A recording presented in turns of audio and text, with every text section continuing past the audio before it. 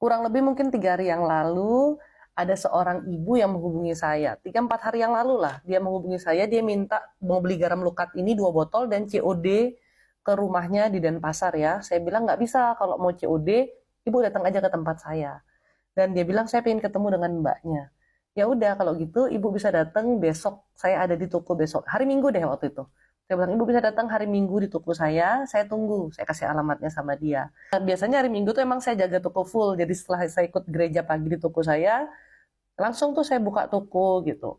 Dan ibu ini tuh datang sekitar jam 1, jam 2 siang gitu. Ketika datang, dia masuk, dia duduk di meja saya, kelihatan kayak orang bingung ya. Dan saya langsung memegang tangannya dia, saya bilang, ibu, ibu kenapa? Saya bilang gitu. Kenapa kok ada kesedihan, beban berat? Mana ya, ngelihat matanya ibu itu tuh seperti berair mata, berkaca-kaca yang kayak dia tuh sudah nangis sepanjang umur hidupnya gitu kesannya. Saya pegang ibu, kenapa? Saya tanya.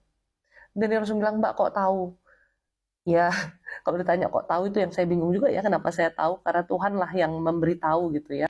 Dan beliau bercerita di situ, beban apa yang dihadapi oleh dia gitu loh ya.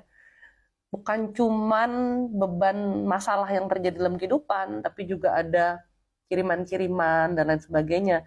Dan orang yang mengirim ke dia itu mau bikin dia cilaka ini sudah ngomong terang-terangan di depan dia. Ayo, saya ngirim guna-guna ke kamu, kamu balas aja ke saya. Jadi kayak, yuk udah kita gontok-gontokan face to face gitu.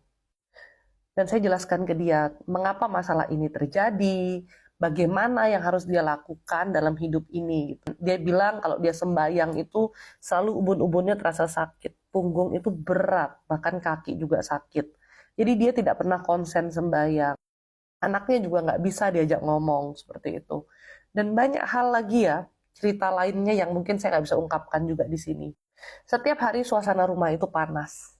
Dan ketika dia masuk ke toko saya, dia bilang, ini tadi waktu saya mau ke toko ibu ini, saya itu muter-muter di jalan, saya sampai mikir ini jam berapa saya bisa sampai. Sebelum pergi saya dibuat males, saya dibuat kayak badan saya nggak enak, sehingga saya nggak mau jalan. Tapi saya paksakan. Di jalan pun saya dibuat bingung. Padahal rumah dia ke toko saya itu kurang lebih 15 menit aja udah paling lama gitu loh ya. Dan akhirnya dia sampai itu, di toko saya juga dia bilang, kepala sakit, tengkuk berat, dia bilang. Terus karena saya ada sebuah minyak, memang dia itu kayak istilahnya kayak diikutin, digandongi, ditempeli gitu ya. Cuman makhluk itu nggak bisa masuk ke tubuh saya, tapi auranya tuh nempel gitu. Dan kadang-kadang makhluk kayak gitu tuh bisa mengendalikan dari jauh pikiran kita dan hal-hal yang kayak gitulah ya.